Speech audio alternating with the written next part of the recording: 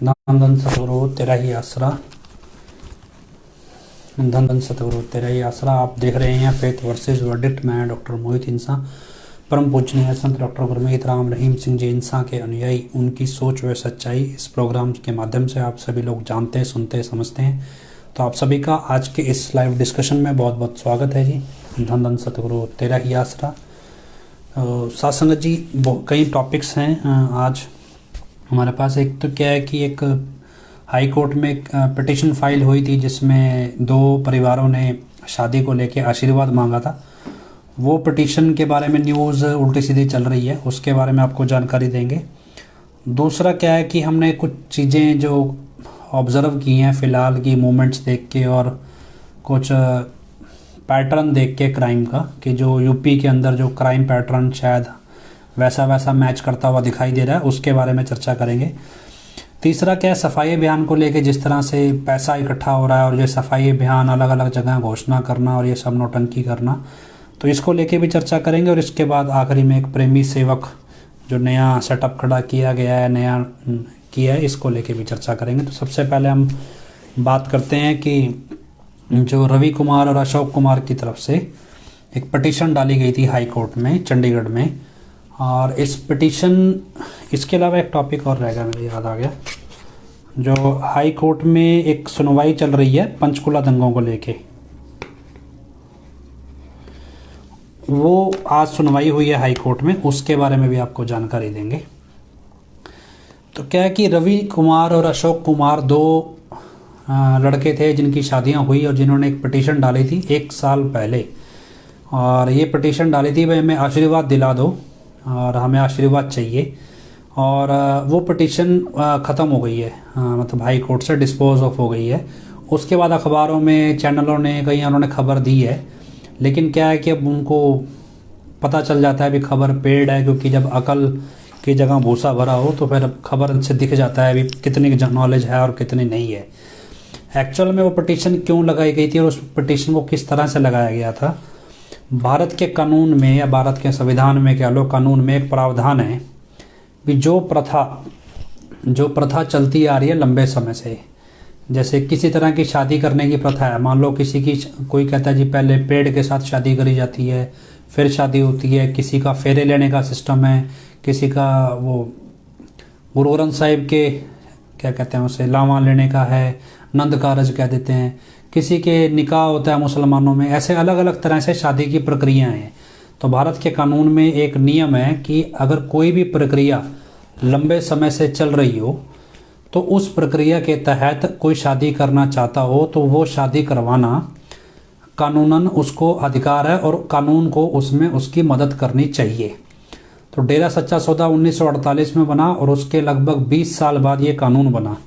तो 1948 से डेरे में एक प्रथा है भी, डेरा सच्चा सौदा में भी सात संगत के सामने हजूर पिताजी या जो भी डेरा मुखी रहे, मस्ताना जी महाराज या शाह सतनाम सिंह जी महाराज, उनके सामने उनके आशीर्वाद से शादी संपन्न होती रही है।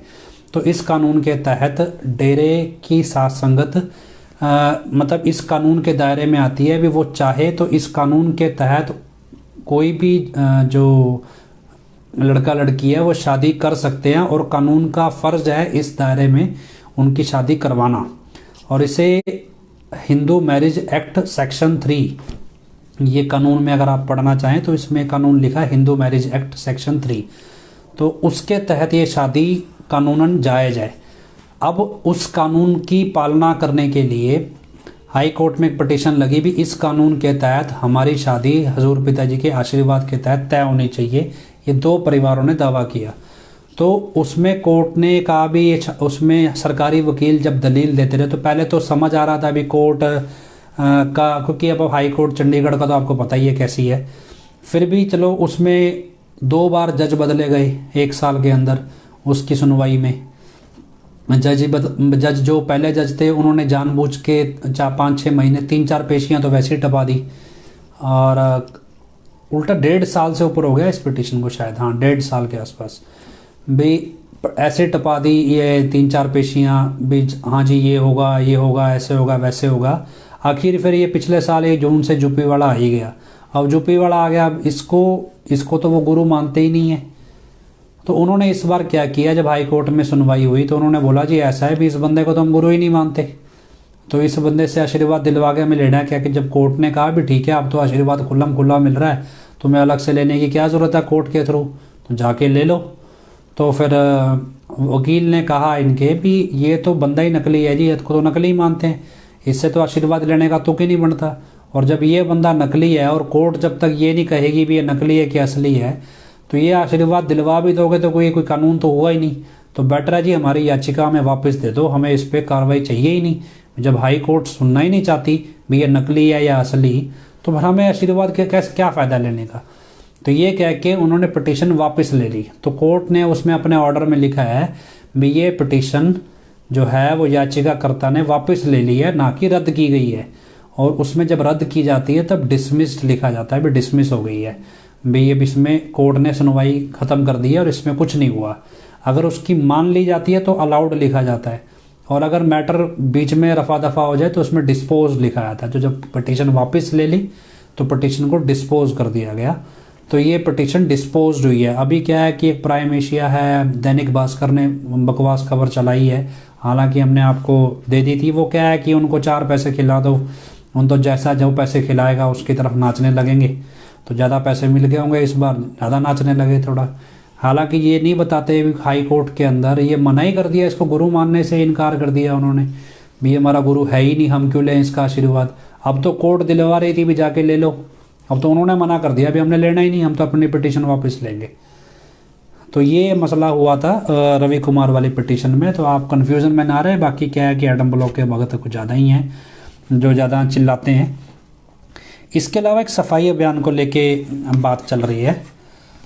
सफाई अभियान में क्या है कि सफाई अभियान राजस्थान में अचानक से पूरा सफाई अभियान रख दिया गया। आपको लगा अभी पिताजी के होते तो कोई परमिशन मिलती नहीं थी, अचानक से पूरे स्टेट की परमिशनें मिलने लगी हैं।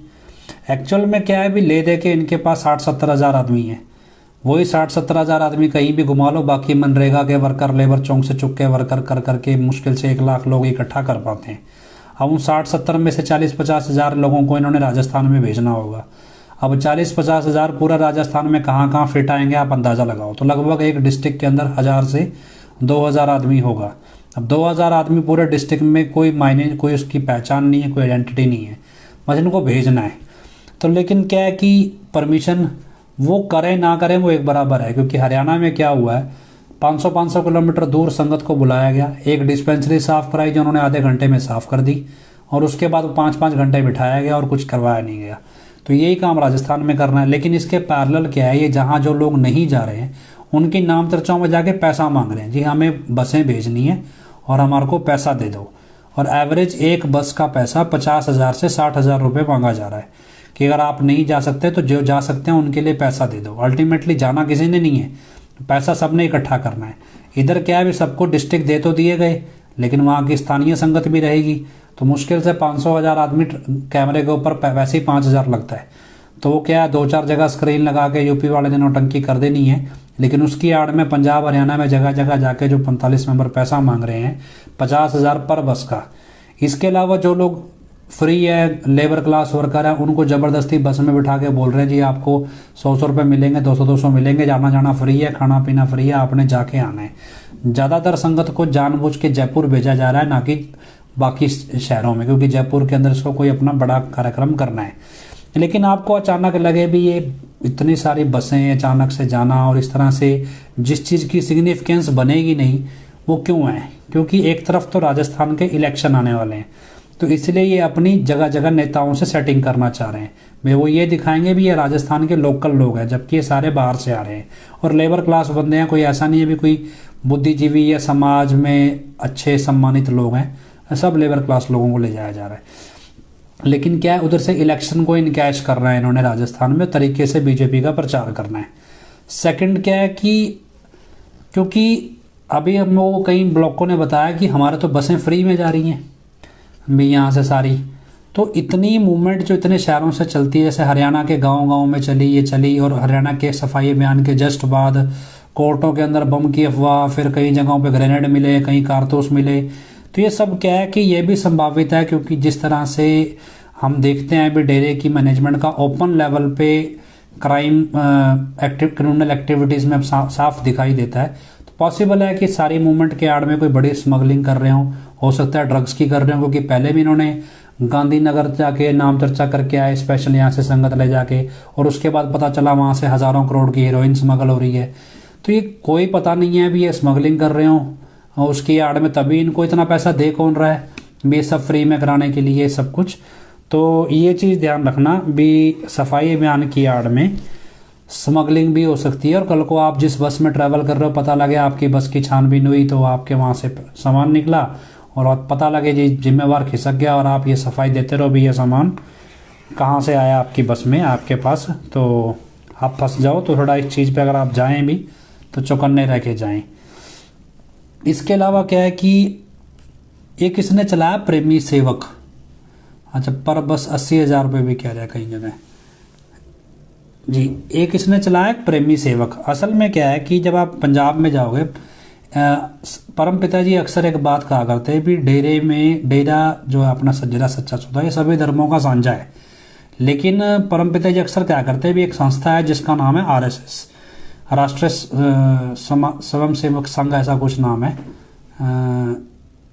तो ये एक संस्था है, हालांकि रजिस्टर्ड नहीं है लेकिन रजिस्टर्ड से बढ़ के काम करती है।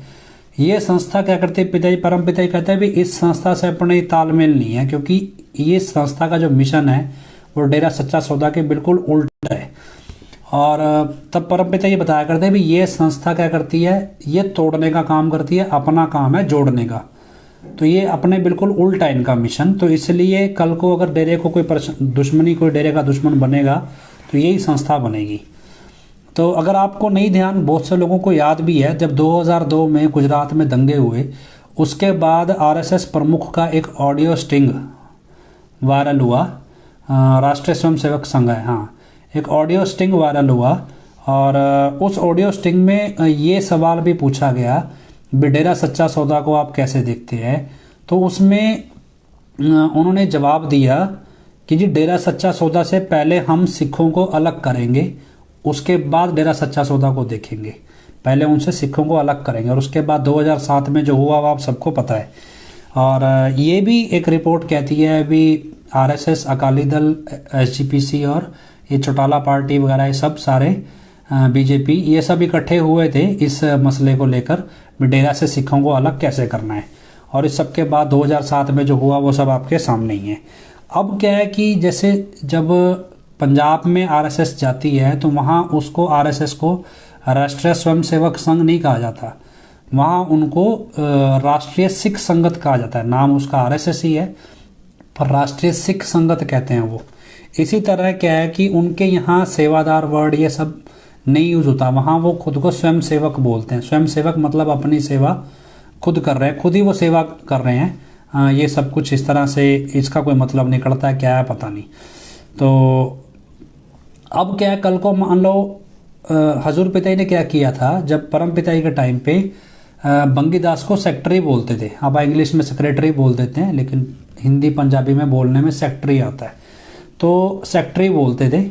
लेकिन धीरे धीरे ये देखा भी वो सेक्रेटरी वर्ड जो था उससे जो बंगीदास थे या जो भी थे सेक्रेटरी, इनमें अहंकार आने लगा भी पता नहीं हम सेक्रेटरी हैं जी, जिला स्तर के सेक्रेटरी, ब्लॉक स्तर के सेक्रेटरी। तो एक अहंकार की भावना जब झलकने लगी तब हजूर पिताजी ने सेक्रेटरी वर्ड बदल के बंगीदास कर दिया, जिससे बंगीदास को अहंकार ना आए कि वो बंगियों का भी दास है। इस तरह से एक सेवादार को दीनता नम्रता में होना चाहिए। तो बंगीदास नाम पर हजूर पिताजी ने रखा भी भक्त को अहंकार ना हो। अब क्योंकि इसने फिर बदल के प्रेमी सेवक कर दिया, हालांकि इसको बदलते टाइम ये नहीं पता था कि भाई बहनें भी बंगीदास है और बहनों की भी अलग नाम चर्चाएं होती हैं, तो इसको ये नहीं समझ आया भी बहनों को क्या बोलूँगा। लेकिन ये प्रेमी सेवक वर्ड आरएसएस के स्वयंसेवक से चुराया। जिस तरह आरएसएस राष्ट्रीय स्वयंसेवक संघ से राष्ट्रीय सिख संगत हो गया, ऐसे स्वयंसेवक से प्रेमी सेवक बना दिया गया।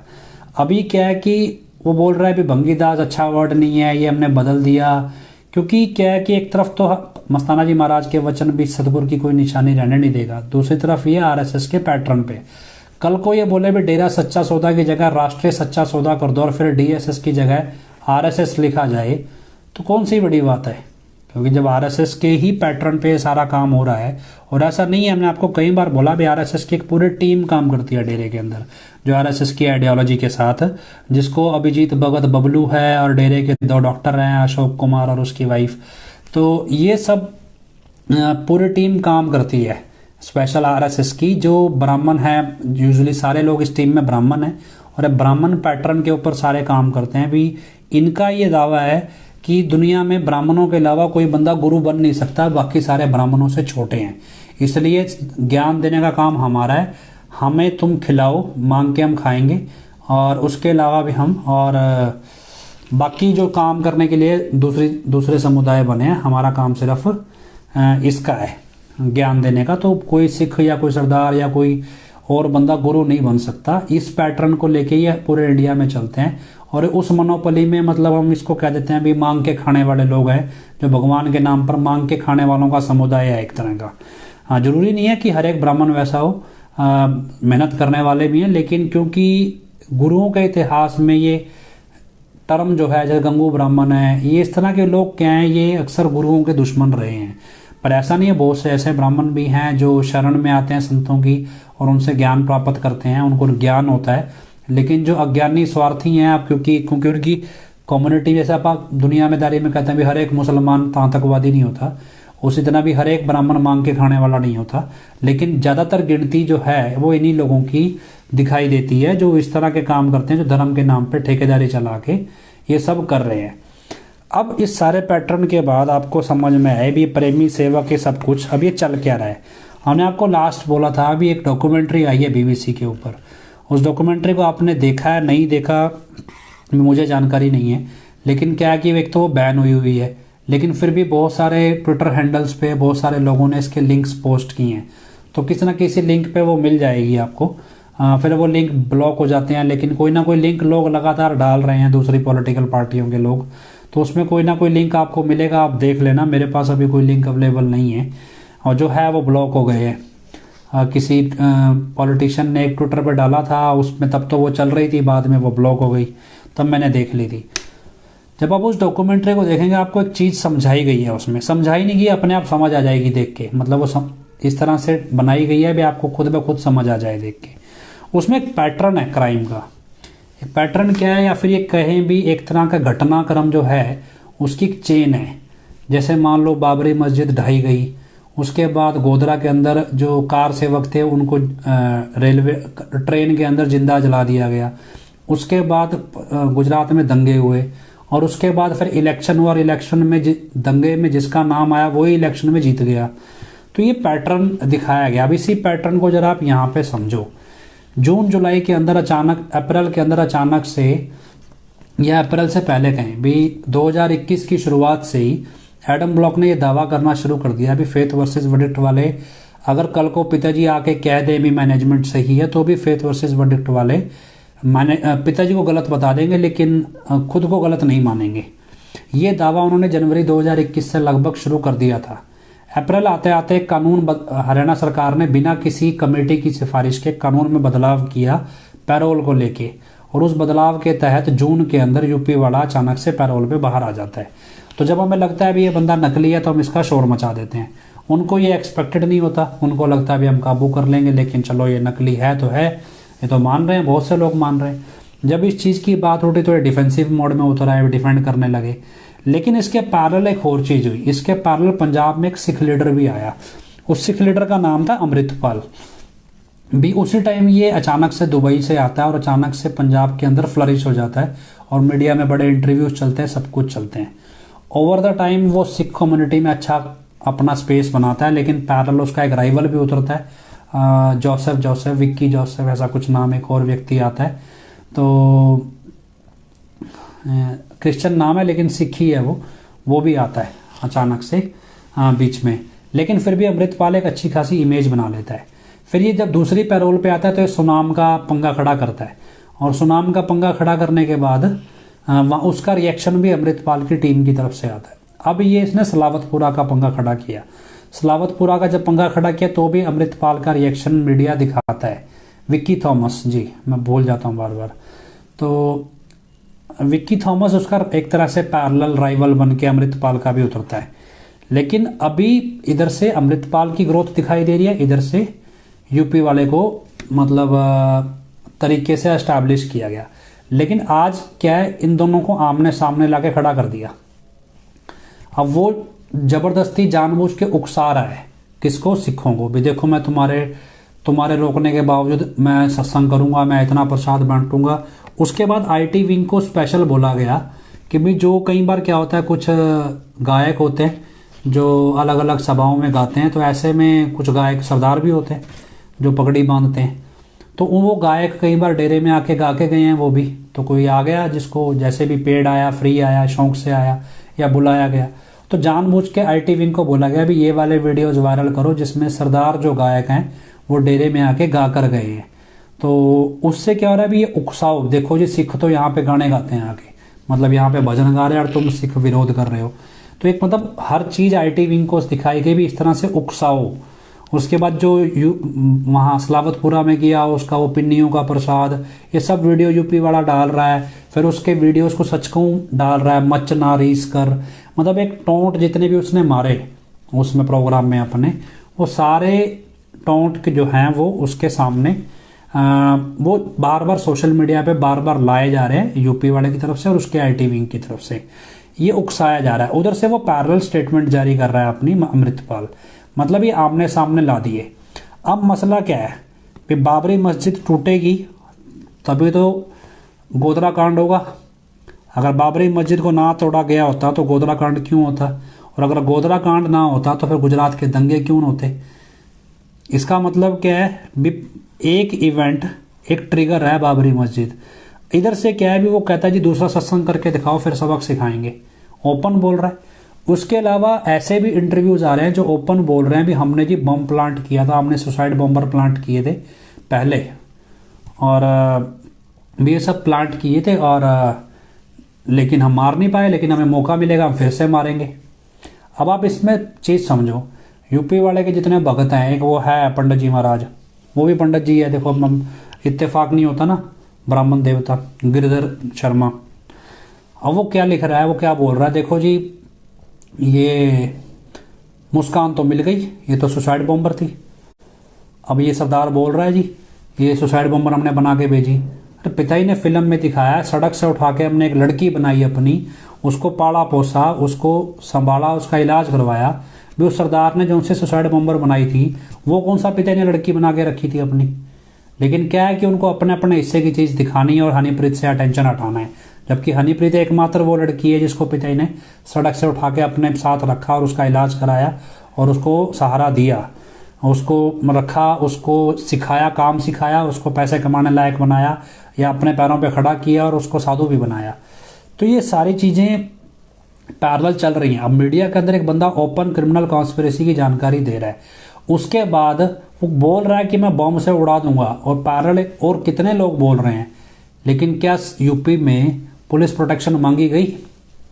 जब इतनी बड़ी स्टेटमेंट्स आ रही हैं, पंजाब पुलिस हाई अलर्ट पे है इस चीज़ को लेके, बावजूद इसके बरनावा के अंदर पुलिस प्रोटेक्शन क्यों नहीं मांगी जाती?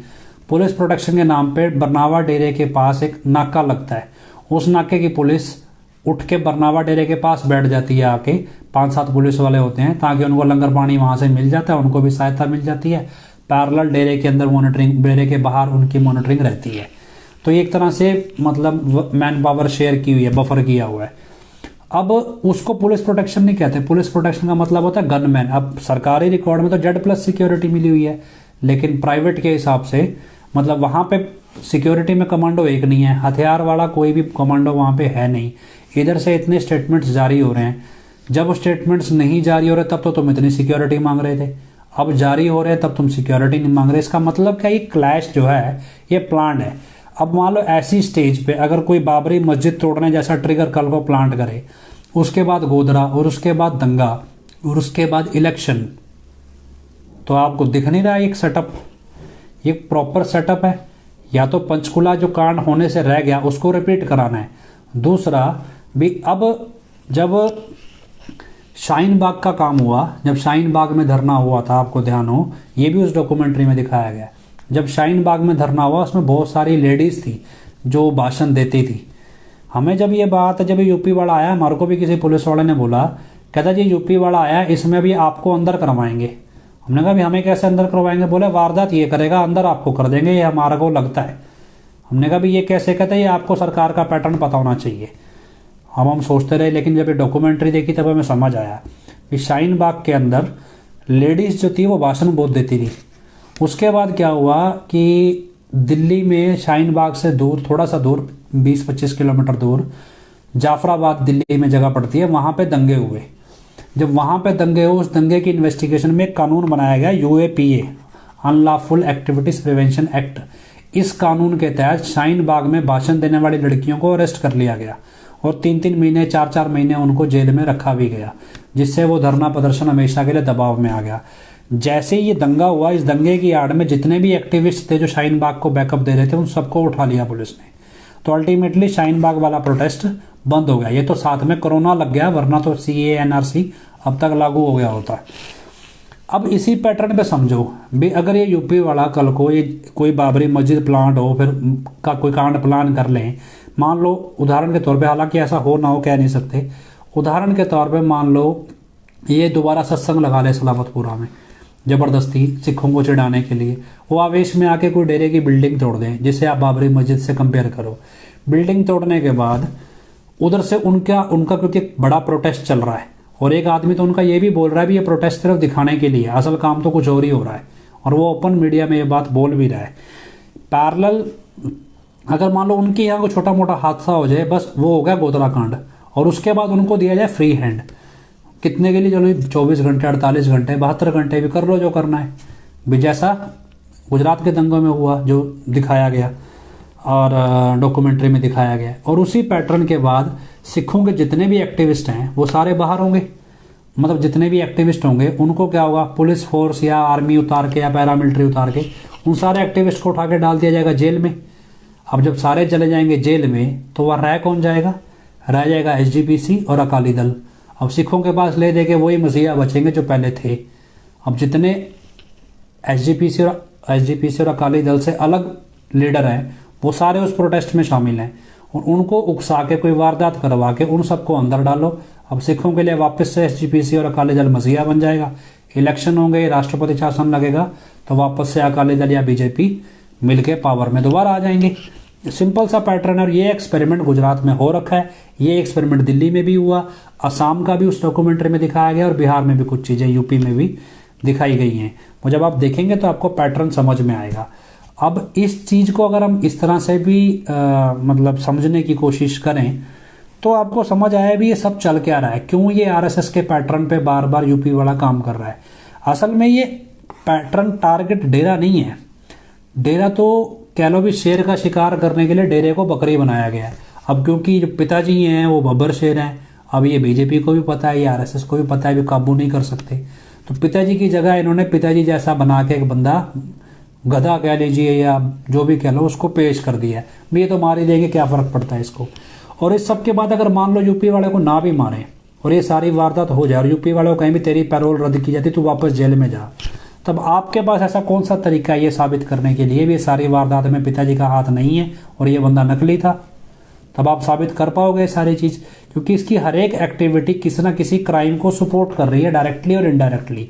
और अचानक से गवर्नमेंट का इतना लीनियंट होना, इतना मतलब दरियादिली दिखाना, जहां इतना क्रूर होना था पहले वहां दरियादिली दिखाना, शाही परिवार का इस सारे सेटअप से बाहर होना, इसका मतलब शाही परिवार ये सारी चीज़ें जानता है तभी वो इस सेटअप से बाहर है। तो आपको ये समझ में आए भी ये सारा पैटर्न कुल मिला के इस तरह का है भी जो एक अलग तरह से क्राइम की एक बिसात बिछाई गई है, जिसकी जरूरत 2024 के इलेक्शन में भी है और आम आदमी पार्टी की सरकार गिराने में भी है, क्योंकि दो फ्रंट के ऊपर बीजेपी इलेक्शन लड़ नहीं सकती। क्योंकि पैरेलल अगर आप इंटरनेशनल डिप्लोमेसी की बात करें तो आपको समझ में अभी कैसे अडानी के शेयर, जो अडानी बाजार जो देख रहे हैं लोग शेयर मार्केट, उनको पता है भी अडानी ने 10 दिन के अंदर अडानी का $80 बिलियन का नुकसान हो गया।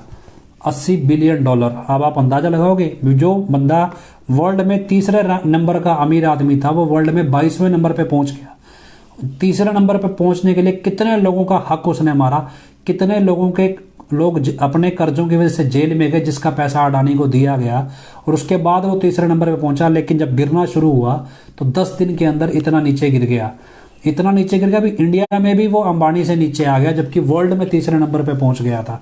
तो आप अंदाजा लगाओ भी किस, अगर भगवान गिरने पे आए तो ऐसे गिर भी देता है। सेकंड, पैरेलल इस डॉक्यूमेंट्री का आना जिसमें नरेंद्र मोदी की असलियत का दिखाना। अब ये असलियत है या नहीं है पता नहीं, कोर्ट की तरफ से क्लीन चिट मिली है प्रधानमंत्री को, लेकिन उस डॉक्यूमेंट्री में जिस तरह से दिखाया गया है वो उसको आप झुठला भी नहीं सकते जिस तरह से दिखाया, क्योंकि पंचकुला हमने खुद फेस किया है, इसलिए हम उस डॉक्यूमेंट्री की हर एक बात को समझ सकते हैं। क्योंकि एजेंडा ये है कि जब ये पूरा एजेंडा एक प्रधानमंत्री लेवल पे इस देश को जबरन हिंदू राष्ट्र बनाना है, तो उसमें किसी भी माइनॉरिटी ग्रुप का सर्वाइव करने देना ही नहीं है। और उस सब के बाद पिताजी एकमात्र ऐसे शख्स हैं जो धर्मों को जोड़ते हैं, और ये जो पूरा सिस्टम है धर्मों को तोड़ता है। तो ये बिल्कुल ऑपोजिट विचारधारा है, मतलब एक किस तरफ घूम रहा है, एक उल्टा घूम रहा है। इसलिए पिताजी को रास्ते से हटाना इनकी प्राइमरी जरूरत थी, जो इन्होंने 2017 में किया, और ये सब कुछ सेटअप जो आज हो रहा है। तो इसलिए ये सब जो भी है ये आप सोच समझ के चलिए कैसा है। और जिस तरह से ये हो रहा है, कल को इकोनॉमिक क्राइसिस आए देश में, खासतौर पे स्टेट बैंक के यूजर्स के लिए, ये LIC में जिन्होंने पैसा इन्वेस्ट किया हुआ है, अपनी पॉलिसीज ली हुई हैं, तो कोई बड़ी बात नहीं है। तो ये सब चीज़ें हैं जो है। अब इसमें आखिरी में एक पॉइंट मेरे पास रह गया, वो है कि हाई कोर्ट के अंदर एक सुनवाई चल रही है, और आज भी उसमें सुनवाई थी। दंगे के अंदर जो नुकसान हुआ, दंगा हुआ पंचकुला में, उसमें बहुत सारे गाड़ियां तोड़ी गई, सब कुछ हुआ, नुकसान हुआ, उस नुकसान की भरपाई कौन करे, ये मतलब हाई कोर्ट में इस चीज़ को लेके बहस हुई है, और लगभग इसका फैसला शायद 17 फरवरी को आ भी जाएगा। तो मुझसे बहुत से लोगों ने पूछा इस बहस के बाद आज संगत में, जो नोटिस रखते हैं, जो हाई कोर्ट को स्टडी करते हैं, कि जी क्या ये ऐसा संभव है।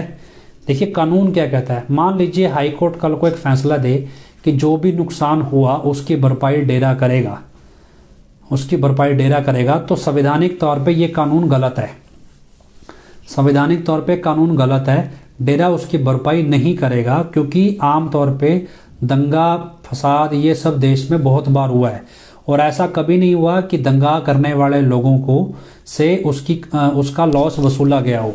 दूसरी बात कि ट्रायल कोर्ट से बहुत सारे लोग बरी हो चुके हैं इस दंगा करने को लेकर, तो इसलिए ये साबित नहीं किया जा सकता भी ये दंगा वास्तव में डेरे के लोगों ने किया भी था या नहीं, और जिन्होंने किया वो डेरे के प्रबंधक हैं। और ट्रस्ट ने क्योंकि ये ऑर्डर डायरेक्ट नहीं दिया, तो डायरेक्ट ट्रस्ट है, तो वो इसके अकाउंटेबल है, उसके लिए अकाउंटेबल है नहीं। दूसरा, कोई भी कानून रिट्रोस्पेक्टिव नहीं होता। मतलब क्या है, मान लीजिए आपको बोला जाए भी आज एक व्यक्ति को थप्पड़ मारने की सजा 2 महीने कैद है भारत के कानून के मुताबिक, और 5 साल बाद अगर उसी थप्पड़ मारने की सजा 6 महीने कैद हो जाए, तो इसका मतलब ये नहीं है जिसको 2 महीने पहले कैद हुई थी उसको 4 महीने कैद और काटनी पड़ेगी। वो कानून जब बनता है उससे आगे लागू होता है, ना कि उससे पीछे। तो हाई कोर्ट क्या है, क्योंकि ये दंगा सिर्फ हरियाणा में भी हुआ, पंजाब में भी हुआ, दिल्ली में भी और राजस्थान में भी, हर जगह हुआ। रेलवे सेंट्रल प्रॉपर्टी है, तो हाई कोर्ट सेंट्रल लेवल पे कानून बना नहीं सकती है, पहली बात। दूसरा, ये कानून बनेगा तो जिस दिन ये फैसला आएगा उससे आगे लागू होगा, उससे पीछे नहीं लागू होगा। क्योंकि 2017 के बाद किसान आंदोलन भी हुआ है, और उसके बाद दिल्ली का दंगा भी हुआ है, ऐसा बहुत कुछ हुआ जहां पर ट्रेनों की आवाजाही या नुकसान बहुत कुछ हुआ है। तो ऐसे में ये कानून 2017 के हुई वारदात पर लागू नहीं हो सकता। वो अलग बात है जब जितने चमत्कार डेरे के इंटरनेशनल कोर्ट के जो वकील हैं डेरे में, जितेंद्र खुराना जैसे या सरवारा जैसे या हरीश छाबड़ा जैसे, जो इंटरनेशनल कोर्ट में मतलब बड़े से बड़े जेठ मिलानी जैसे वकीलों को भी फेल करते हैं, अब वो उनकी दलील हो, उन जैसे वकील अगर पैरवी कर रहे हो तो बेशक ये जुर्माना लगा बैठे, ना भी लगाएं तो ये आपसे पैसा जरूर वसूल लेंगे उसका। और पहले भी हाई कोर्ट का डर दिखा के बहुत सारा पैसा ये वसूल चुके हैं आपसे। तो जितना तो नुकसान कोर्ट को भरना नहीं था, जितना पैसा ये संगत से वसूल चुके हैं। तो ऐसा इसमें कोई, आप इस चीज़ में कभी कंफ्यूज मत होना भी कल को कोर्ट गए, हाँ ये डेरा पैसा भरेगा, तो हाई कोर्ट चंडीगढ़ कितने भयंकर फैसले देती है ये तो सुप्रीम कोर्ट की गवाह है, उसकी हमें तो ज़रूरत ही नहीं है कुछ बोलने की। और बाकी क्योंकि हाई कोर्ट में आपने जीरा फैक्ट्री, जो जीरा में एक शराब की फैक्ट्री थी, अगर जिसने हाई कोर्ट में उस केस की बहस के बारे में जानकारी हासिल की हो, तो उसको पता चल जाएगा अभी हाई कोर्ट में फैसला कैसे हुआ और किस तरह से हाई कोर्ट ऐसे सरकारों के साथ मिल भी जाती है फिर अलग भी हो जाती है, और कैसे ये पैंतरा मिनट मिनट पे कोर्ट में बदलता है। तो कोई बड़ी बात नहीं है। तो खैर ये आपको जानकारी इसलिए दे रहे हैं भी कल को अगर ये फैसला आ जाए तो ये गैर संवैधानिक होगा, डेफिनेटिव होगा। और रिट्रोस्पेक्टिव कानून ना हाई कोर्ट बना सकती है, ना पार्लियामेंट बना सकती है, ना सुप्रीम कोर्ट बना सकती है। ये भारत का संविधान ही ऐसा है, जो कानून बनेगा वो आगे चलेगा, पीछे नहीं चलेगा। इसका मतलब ये होगा भी आगे अगर कोई दंगा होगा तो जो आगे जब दंगा होगा तब उसका भरपाई कोई करवाना चाहे वो एक अलग बात है, इससे पीछे जो हो चुका उसका पैसा नहीं वसूल सकते। तो खैर बैन वीरपाल कौर हमारे साथ लाइन पे हैं। पंजाबी जो पंजाब के लोग हैं उनको थोड़ा ये सलावतपुरा में जो हुआ और उसके बाद जो प्रेमी सेवक वगैरह वगैरह ये सब नौटंकी चल रही है, तो इस सब के बारे में जानकारी देंगे। और इसके अलावा यूपी वाला क्या क्या और हजूर पिताजी की निशानियां मिटा रहा है, वैसे हम आपको हर रोज एक पोस्ट डाल देते हैं। फिर भी पंजाबी भाषी लोग जो है पंजाबी में ज़्यादा बेटर समझते हैं, उनको इतिहास के नज़रिए से चीज़ें देखनी है। तो बहन वीरपाल कौर हमारे साथ टाइम पे आप उन्हें सुनिए। हाँ जी बहन जी। बहुत ही प्यारे सतगुरु जी की प्यारी प्यारी साध संगत जी, धन धन सतगुरु तेरा ही आसरा।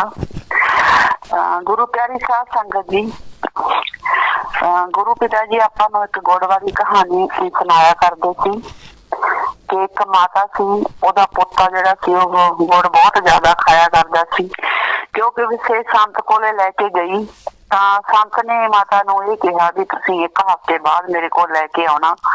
ਤਾਂ ਜਦੋਂ ਉਹ ਮਾਤਾ ਇੱਕ ਹਫ਼ਤੇ ਬਾਅਦ ਉਸ ਆਪਣੇ ਪੋਤੇ ਨੂੰ ਉਸ ਸੰਤ ਕੋਲੇ ਲੈ ਕੇ ਜਾਂਦੀ ਹੈ ਤਾਂ ਉਸ ਸੰਤ ਨੇ ਸਿਰਫ ਇੰਨਾ ਹੀ ਕਿਹਾ ਕਿ ਬੇਟਾ ਗੁੜ ਨਾ ਖਾਈ, ਵੀ ਗੁੜ ਚੰਗੀ ਚੀਜ਼ ਨਹੀਂ ਹੈ। ਹੋਰ ਜ਼ਿਆਦਾ ਕੁਝ ਨਹੀਂ ਬੋਲੇ, ਸਿਰਫ ਇੰਨਾ ਹੀ ਕਿਹਾ ਕਿ ਬੇਟਾ ਗੁੜ ਨਾ ਖਾਇਆ ਕਰ। ਤਾਂ ਮਾਤਾ ਕਹਿਣ ਲੱਗੀ ਵੀ ਸੰਤ ਜੀ ਅਗਰ ਤੁਸੀਂ ਇਹੀ ਗੱਲ ਕਹਿਣੀ ਸੀ ਤਾਂ ਇੱਕ ਹਫ਼ਤਾ ਪਹਿਲਾਂ ਹੀ ਕਹਿ ਦਿੰਦੇ, ਤਾਂ ਤੁਸੀਂ ਅੱਜ ਸਾਨੂੰ ਕਿਉਂ ਇਹ ਗੱਲ ਕਹਿ ਰਹੇ ਆ। ਤਾਂ ਉੱਥੇ ਸੰਤ ਨੇ ਜਵਾਬ ਦਿੱਤਾ ਸੀ ਕਿ ਮੈਂ ਉਸ ਟਾਈਮ ਇਹ ਗੱਲ ਨਹੀਂ ਕਹਿ ਸਕਦਾ ਸੀ ਕਿਉਂਕਿ ਉਸ ਟਾਈਮ ਮੈਂ ਖੁਦ ਗੁੜ ਖਾਂਦਾ ਸੀ ਤੇ ਹੁਣ ਮੈਨੂੰ ਗੁੜ ਖਾਦੇ ਨੂੰ ਇੱਕ ਹਫ਼ਤਾ ਹੋ ਗਿਆ, ਇਸ ਲਈ ਹੁਣ ਮੈਂ ਇਹ ਗੱਲ ਕਹਿ ਸਕਦਾ ਕਿ ਗੁੜ ਨਾ ਖਾਇਆ ਕਰ। ਇਹਦਾ ਮਤਲਬ ਕੀ ਕਿ ਗੁਰੂ ਪਿਤਾ ਜੀ ਅਕਸਰ ਹੀ ਆਪਾਂ ਨੂੰ ਇਹ ਕਹਾਣੀ ਸੁਣਾਉਂਦੇ ਸੀ। ਤਾਂ ਗੁਰੂ ਪਿਤਾ ਜੀ ਸਾਨੂੰ ਇਸ ਕਹਾਣੀ ਰਾਹੀਂ ਇਹ ਸਿੱਖਿਆ ਦਿੰਦੇ ਸੀ ਵੀ ਆਦਮੀ ਦੀ ਕਹਿਣੀ ਤੇ ਕਥਨੀ ਇੱਕੋ ਜਿਹੀ ਹੋਣੀ ਚਾਹੀਦੀ ਹੈ। ਕਹਿਣੀ ਤੇ ਕਰਨੀ ਮਤਲਬ ਕਥਨੀ ਤੇ ਕਰਨੀ ਇੱਕੋ ਜਿਹੀ ਹੋਣੀ ਚਾਹੀਦੀ ਹੈ। ਜਿਹੜੀ ਗੱਲ ਉਹ ਕਹਿੰਦਾ ਉਹ ਪੂਰੀ ਵੀ ਕਰਦਾ ਹੋਵੇ। ਤੇ ਗੁਰੂ ਪਿਤਾ ਜੀ ਦਾ ਤਾਂ ਇਹ ਸ਼ੁਰੂ ਤੋਂ ਹੀ ਜਦੋਂ ਤੋਂ ਮਤਲਬ ਕਿ ਮੈਂ ਤਾਂ ਨਾਮ ਸ਼ਬਦ ਲਿਆ ਉਸ ਤੋਂ ਪਹਿਲਾਂ ਵੀ ਜੋ 90 ਤੋਂ ਗੁਰੂ ਪਿਤਾ ਜੀ ਜਦ ਤੋਂ ਆਏ ਹੈ ਤਾਂ ਉਸ ਤੋਂ ਪਹਿਲਾਂ ਸ਼੍ਰੀ ਗੁਰਸਰ ਮੋੜੀਆ ਦੇ ਵਿੱਚ ਜਿਹੜੇ ਗੁਰੂ ਪਿਤਾ ਜੀ ਦੇ ਨਾਲ ਰਹੇ ਬਚਪਨ ਦੇ ਵਿੱਚ ਉਹਨਾਂ ਲੋਕਾਂ ਦਾ ਵੀ ਕਹਿਣਾ ਹੈ ਕਿ ਗੁਰੂ ਪਿਤਾ ਜੀ ਸ਼ੁਰੂ ਤੋਂ ਹੀ ਕਥਨੀ ਔਰ ਕਰਨੀ ਦੇ ਇੱਕ ਰਹੇ ਹੈ।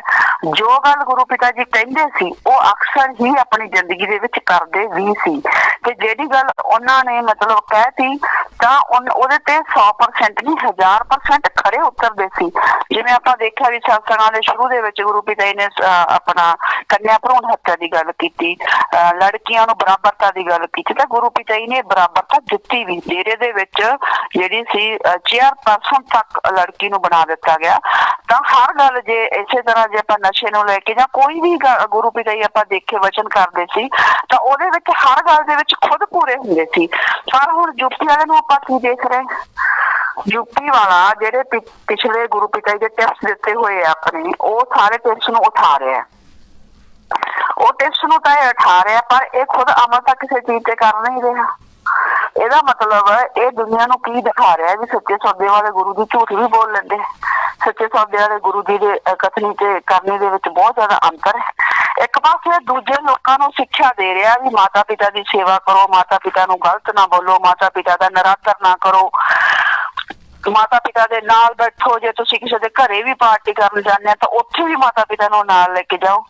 ਤੇ ਹੱਦ ਹੋ ਗਈ।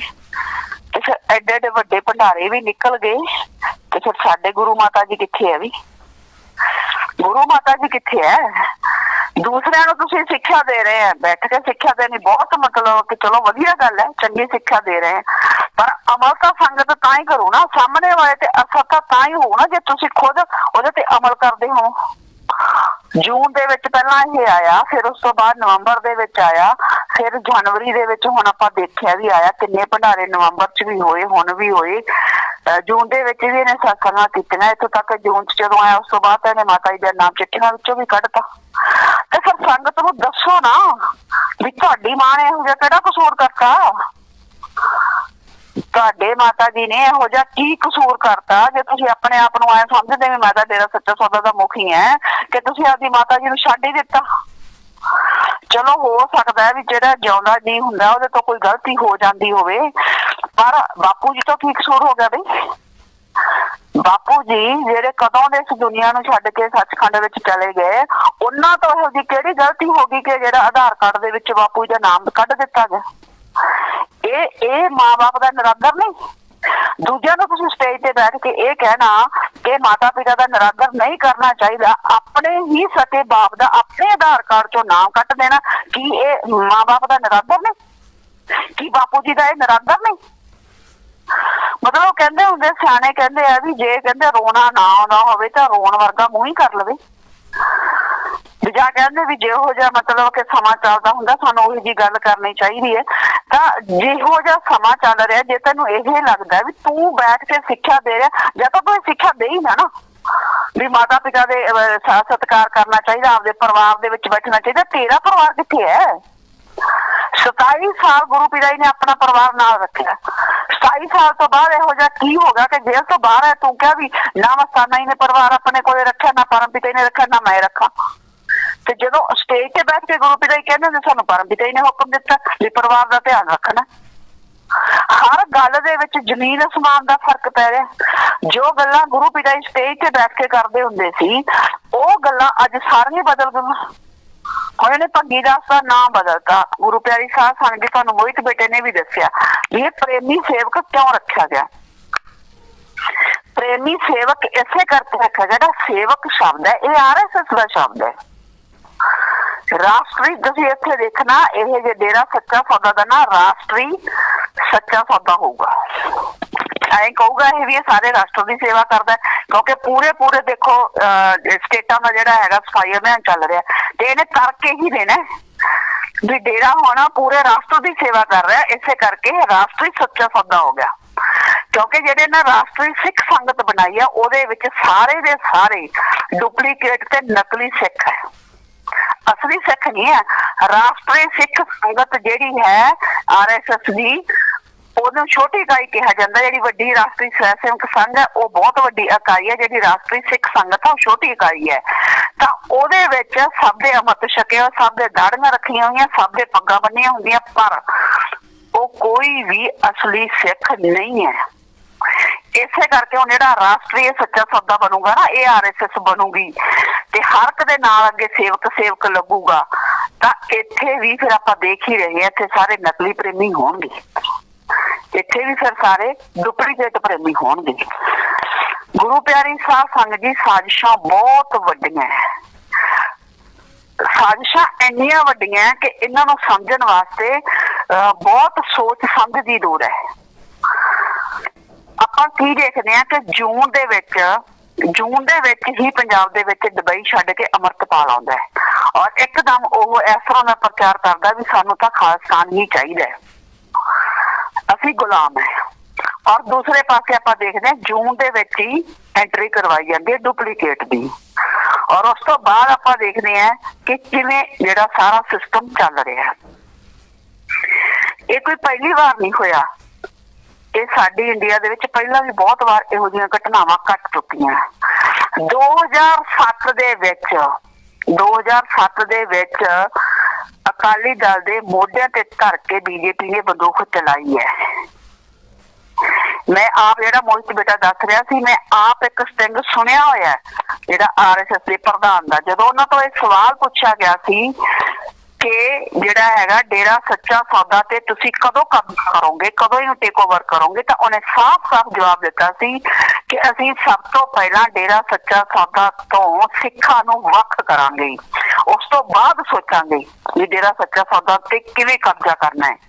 ਤਾਂ 2007 ਵਾਲਾ ਜਿਹੜਾ ਕਾਂਡ ਘਟਨਾ ਘਟੀ ਹੈ, ਇਹ ਕੋਈ ਅਚਾਨਕ ਘਟਨਾ ਘਟੀ ਨਹੀਂ ਹੈ, ਇਹ ਵੈਲ ਪਲਾਨ ਹੈ। ਇਹ ਉਸ ਤੋਂ ਪਹਿਲਾਂ ਦਾ ਸਟਿੰਗ ਹੈ। ਇਹ अजे मतलब यूट्यूब ते नहीं है, पर ये मैं खुद सुनिया होया, किसी ने किया होगा, पिंड तो अक्सर ही कर लेंगे पत्रकार। तो गुरु प्यारी साध संगत जी जो कुछ 2007 दे विच होया वो दोबारा रिपीट करन दी पूरी तैयारी है। उदों भी जो सरकार थी, चलो हुण तां थोड़ा इन्ना फर्क है, हुण जिहड़ी सरकार आम आदमी पार्टी दी है, जो सेंटर दी सरकार है उही नीचे सरकार नहीं है।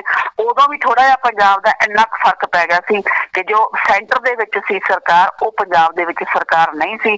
सेंटर दी सरकार अलग सी, कांग्रेस सरकार सी। इसे करके जो मनसूबे 2007 दे विच बीजेपी और RSS श्रोमणी अकाली दल ते श्रोमणी कमेटी ने मिथे होए सी, वो इन्हां दे पूरी तरह जेडे कामयाब नहीं हो सके।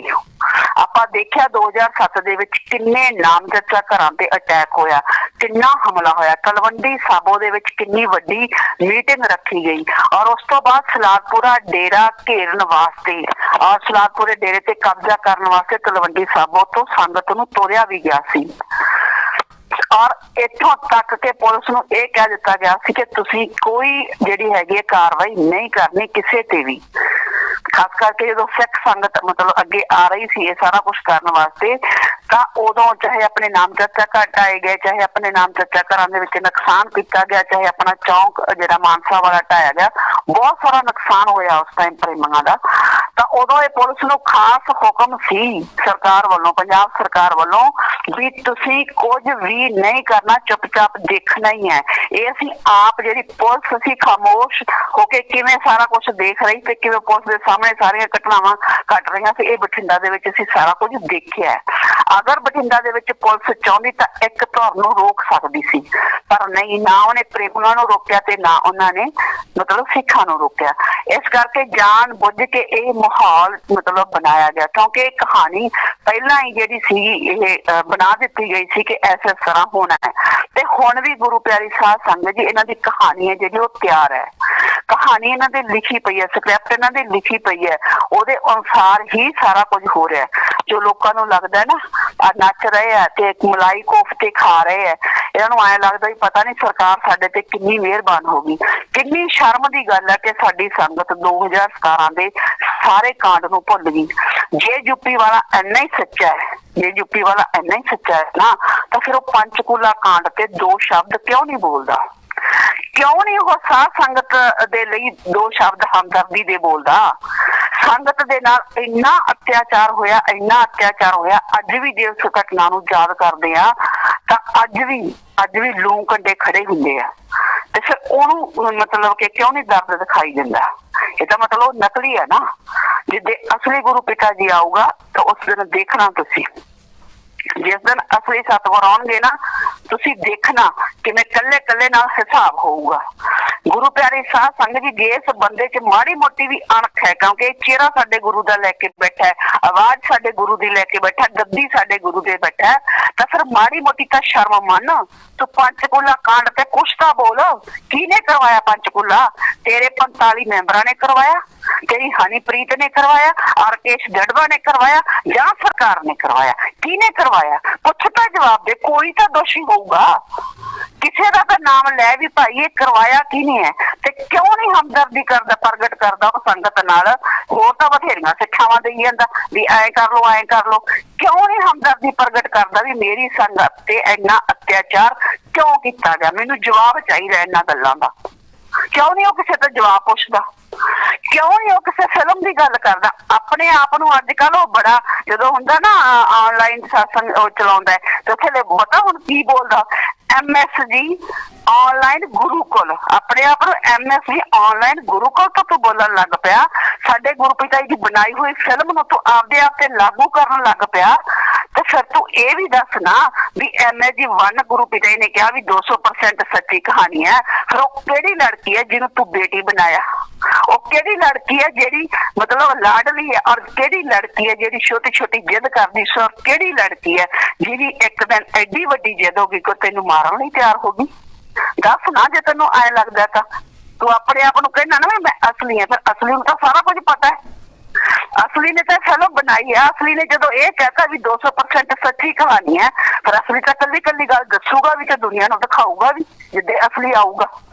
फिर तू नकली है ना, नकली है। इसे करके तू MSG 1 फिल्म ते क्यों नहीं बोलता, MSG 2 ते क्यों नहीं बोलता? कौन लीडर है, कौन लीडर है ਜਿਹੜੀਆਂ फोटो साडे गुरु पिता ਦੀਆਂ ਲੈ ਕੇ ਇਹ ਕਹਿੰਦਾ पुलिस ਨੂੰ ਤੇ फौज ਨੂੰ ਮੈਨੂੰ ਇਹ ਬੰਦਾ ਜਿਹੜਾ ਹੈਗਾ ਚਾਹੇ ਜਿਉਂਦਾ ਚਾਹੀਦਾ ਤੇ ਚਾਹੇ ਦੀ ਲਾਸ਼ ਚਾਹੀਦੀ है।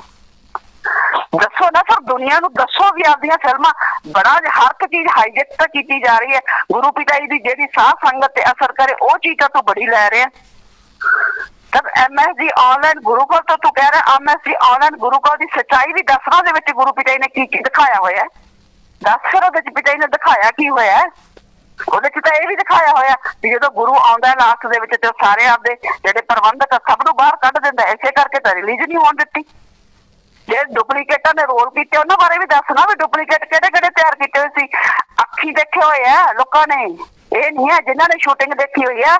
ਤੇਰੇ ਡੁਪਲੀਕੇਟ ਅੱਖੀ ਦੇਖੇ ਹੋਏ ਤਿਆਰ ਕੀਤੇ ਹੋਏ ਦੱਸ ਨਾ ਉਹ ਕੌਣ ਬੰਦਾ ਸੀ ਜਿਹਨੇ ਡੁਪਲੀਕੇਟ ਦਾ ਰੋਲ ਕੀਤਾ। ਅਗਰ ਤੇਰੇ ਚ ਮਾੜੀ ਮੋਟੀ ਵੀ ਅਣਖ ਹੈ ਨਾ ਦੱਸ, ਫਿਰ ਸੱਚ ਦੱਸ। ਜੇ ਤੂੰ ਆਪਣੇ ਆਪ ਨੂੰ ਇੰਨਾ ਸੱਚਾ ਸਾਬਤ ਕਰਦਾ ਨਾ, ਜਿਹੜਾ ਬੰਦਾ ਆਨਲਾਈਨ ਗੁਰੂਕੁਲ ਦੇ ਵਿੱਚ ਡੁਪਲੀਕੇਟ ਬਣਾਇਆ ਗਿਆ ਸੀ ਬਿਲਕੁਲ ਡਿਟੋ, ਜਿਹਨੂੰ ਗੁਰੂ ਪਿਤਾ ਜੀ ਨੇ ਕਿਹਾ ਸੀ ਵੀ ਅਸੀਂ ਤਾਂ ਕਿਹਾ ਸੀ ਭਾਈ ਸਾਰੇ ਸਟੰਟ ਅਸੀਂ ਆਪ ਕਰ ਲਾਂਗੇ, ਪਰ ਹਨੀਪ੍ਰੀਤ ਵੱਲ ਹੱਥ ਕਰਕੇ ਗੁਰੂ ਪਿਤਾ ਜੀ ਨੇ ਕਿਹਾ ਸੀ, ਕਹਿੰਦੇ ਭਾਈ ਇਹ ਨਹੀਂ ਮੰਨੀ, ਇਹ ਕਹਿੰਦੇ ਨਹੀਂ ਅਸੀਂ ਤੁਹਾਡਾ ਡੁਪਲੀਕੇਟ ਤਿਆਰ ਕਰਾਂਗੇ ਤੇ ਜਿਹੜੇ ਔਖੇ ਸਟੰਟ ਆ ਇਹੀ ਕਰੂਗਾ। ਗੁਰੂ ਪਿਤਾ ਜੀ ਕਹਿੰਦੇ ਸਾਡਾ ਤਾਂ ਭਾਈ ਪਰਮ ਪਿਤਾ ਜੀ ਨੇ ਮਸਤਾਨਾ ਹੀ ਨੇ ਇਤਨਾ ਤਕੜਾ ਸਰੀਰ ਬਣਾਇਆ, ਅਸੀਂ ਕੁਝ ਮਰਜ਼ੀ ਕਰ ਲਈਏ। ਦੱਸ ਨਾ ਫਿਰ ਉਹ ਬੰਦਾ ਦੱਸ ਕੌਣ ਸੀ ਜਿਹਨੂੰ ਤਿਆਰ ਕੀਤਾ ਗਿਆ ਸੀ ਹੂ ਡਿਟੋ ਬਿਲਕੁਲ ਗੁਰੂ ਪਿਤਾ ਜੀ ਵਰਗਾ। ਸੱਚ ਦੱਸਣਾ ਤਾਂ ਫਿਰ ਚੰਗੀ ਤਰ੍ਹਾਂ ਦੱਸੋ ਨਾ, ਸੱਚ ਕਿਉਂ ਨਹੀਂ ਸੱਚ ਦੱਸਦੇ? ਆਪਣੇ ਕੇਸਾਂ ਬਾਰੇ ਸੱਚ ਦੱਸ। ਸਟੇਜ ਤੇ ਚੜਨ ਤੋਂ ਪਹਿਲਾਂ ਘੱਟੋ ਘੱਟ ਤੇਰੇ ਦਿਮਾਗ 'ਚ ਇਹ ਵੀ ਹੋਣਾ ਚਾਹੀਦਾ ਕਿ ਤੈਨੂੰ ਕੋਰਟ ਨੇ ਬਲਾਤਕਾਰੀ ਤੇ ਕਾਤਲ ਸਿੱਧ ਕੀਤਾ ਹੋਇਆ। ਦੱਸ ਨਾ ਲੋਕਾਂ ਨੂੰ ਤੂੰ ਆਪਣੀ ਸੱਚਾਈ। ਜੋ ਕੋर्ट ने फैसला किया तो कदे तो एक लाइन बोलो भी जो कोर्ट ने फैसला देता, सीबीआई कोर्ट ने जो फैसले दिते तीन गुरु पिता जी ने जेड़ा इन्ना दोषी करार करवाता तेरी मैनेजमेंट ने, नकली मैनेजमेंट ने जेड़ा गुरु पिता जी नूं इन्ने दोष ला के जेल भेजिया। दस ना ओहदा कारण की सी कि वो जेड़े इल्जाम लगे सही सी जां गलत? चल इस गल दा ही जवाब दे, उसका जवाब दे, सारी दुनिया जवाब पूछ रही है। आ हुण जो तुसीं 29 जनवरी दे विच देखिया भंडारा ते किवें सोशल मीडिया ते जेड़ा इन्ना शोर पिया, लोगां ने की कहा, कहंदे बंदा बलात्कारी होवे ते कातल होवे दूजिਆਂ ਨੂੰ ਸਿੱਖਿਆ ਦਿੰਦਾ ਫਿਰਦਾ ਹੋਵੇ ਤੇ ਕੀ ਗੱਲ ਬਈ ਉਦੋਂ ਤੇਰੇ ਕੰਨ ਮੁੰਦੇ ਜਾਂਦੇ ਆ, ਹੋਰ ਗੱਲਾਂ ਤਾਂ ਤੇਰੇ ਕੋਲੇ ਸਾਰੀਆਂ ਪਹੁੰਚ ਜਾਂਦੀਆਂ, ਉਦੋਂ ਤਾਂ ਤੂੰ ਬੜਾ ਕਹਦੇ ਮੈਂ ਮੱਚ ਨਾਲ ਰੀਸ ਕਰ। ਤੇ ਫਿਰ ਇਹਨਾਂ ਗੱਲਾਂ ਦੇ ਜਵਾਬ ਕੌਣ ਦੇਊ ਬਈ? ਇਹਦਾ ਮਤਲਬ ਕੱਲੀ ਗੱਲ ਤੇਰੇ ਕੋਲੇ ਵੀ ਪਹੁੰਚ ਰਹੀ ਹੈ ਸਾਰੀ, ਸਭ ਨੂੰ ਤੂੰ ਵੀ ਸੁਣ ਰਿਹਾ ਤੇ ਤੇਰੇ ਚੇਲੇ ਵੀ ਸੁਣ ਰਹੇ ਆ ਤੇ ਤੇਰੀ ਮੂਹਰਲੀ ਪ੍ਰਬੰਧਕ ਕਮੇਟੀ ਤੇ ਤੇਰੀ ਰੂੜੀ ਵੀ ਸੁਣ ਰਹੀ ਹੈ। ਜਵਾਬ ਦਿਓ ਨਾ ਫਿਰ ਲੋਕਾਂ ਦੀਆਂ ਗੱਲਾਂ ਦਾ।